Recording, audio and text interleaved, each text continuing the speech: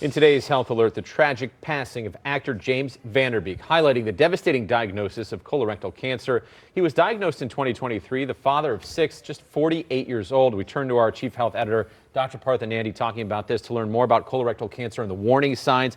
What can you tell us about this diagnosis and also how it can progress?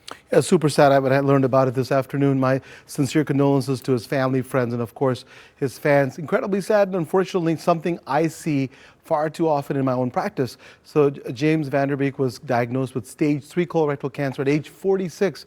That's right, 46. This was after he noticed changes in his bowel movements. And stage 3, what that means is that the cancer has already spread to nearby lymph nodes, and that makes treatment much more challenging. And colorectal cancer develops from growths in the colon or rectum, often starting as something called small polyps. These polyps may not cause any symptoms at first, but that's why screenings are so important. For average risk adults, the recommended starting age is 45, but those who have a family history, screening may need to begin earlier. You've said more young people are being diagnosed and then tragically they're dying. What are the symptoms we all need to watch out for? Yeah, it is. It's younger people are getting all the time. Sadly, colorectal cancer is no longer just an older person's disease.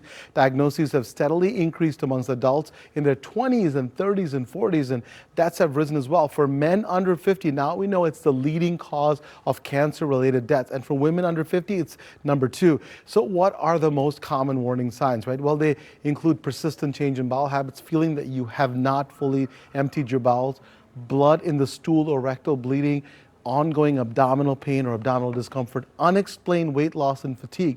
If these issues last for more than a few days or happen frequently, please talk to your doctor right away. There are tests that can help with diagnosing this. They can include blood tests, fecal tests, which are stool tests, imaging scans, and the gold standard, which is a colonoscopy. And that's where a gastroenterologist like myself examines the colon, and we can remove tissue or polyps for testing.